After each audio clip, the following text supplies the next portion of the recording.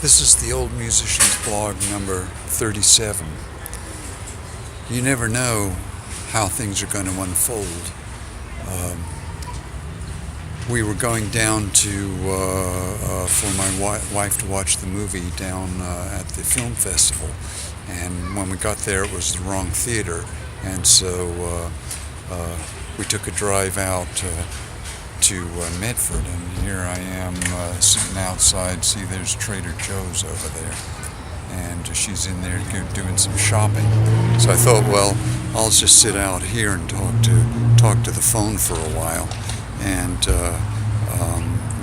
talk about how you roll with the different things that happen in life, and sometimes they're expected and sometimes they're not. Like I thought, well, it's a nice spring day and it's kind of nice outside, and that for a change I would walk around the land, or because we have house guests at the moment. Our friend the Swami's here, and another old friend is staying, and they'll be leaving in the morning, but right now everybody's kind of gathering around. They'll have a meditation tonight, but we probably won't go to that. We'll have had enough being out in the world by the time we get home again. And things roll and go, and I'm driving the Jimmy out here. We usually take my wife's car, and that's all very well and good, but today I'm driving, and so we take the slow drive, because I'm kind of a slow driver, and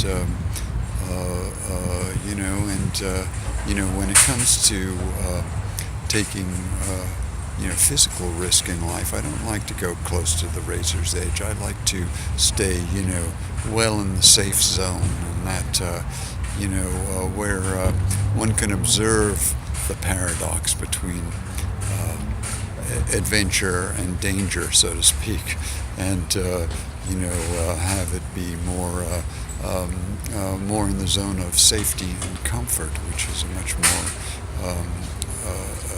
much more appropriate for the older people as we fast become. And all of our friends who we've been seeing for the last 20 years or so, they're all getting older too. We've gone from being in our 50s to being in our 70s, and that's a lot of difference. Right up until 60, you're still kind of thinking, wow, I can do this, I can do that, I can do the other, and then there's a kind of a change that happens, and you see this coming over, and over us all, and that the physical deterioration of the physical body, is that a letting go by the morphogenetic field, or is it just that the body itself is wearing out at its own speed? I don't know the answers to these things. I'm not a scientist, or I'm a flea market philosopher, certainly, but what is that? That's just somebody who likes to talk and think about things and dream. I like to dream a lot.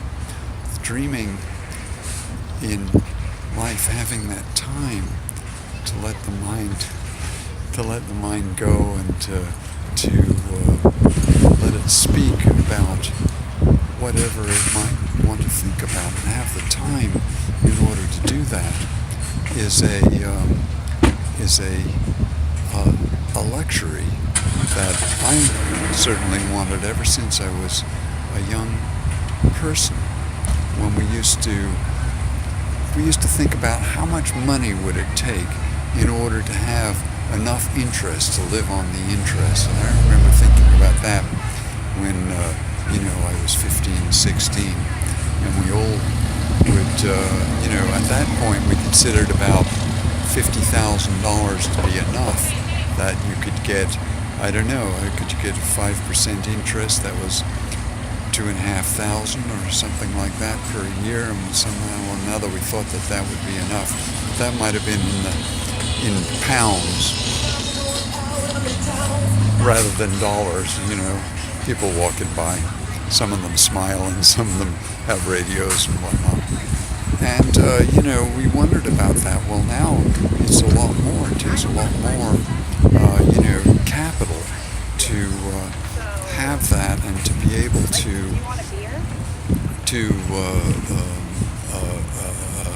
have interest, and you have to have, it's not just a matter of straight interest, but it's a matter of getting something, some kind of a dividend, or interest from bonds, and then you have to take the risk of the companies and all of the different things that go along with being independently worried, as one of my old friends who didn't make it this far used to say.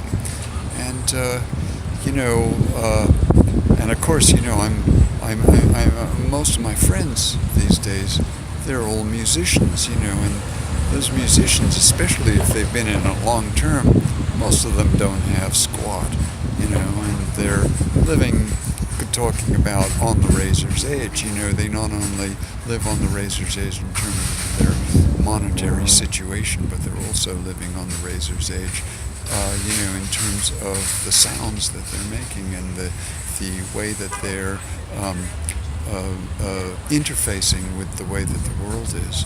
And this is all part of the unusual aspect of the unknown, and this strange experience that we're all having, that we enter into this world and we grow into this culture and we become who we are, and then it slowly dissolves until we're nothingness, or perhaps some kind of energy field again.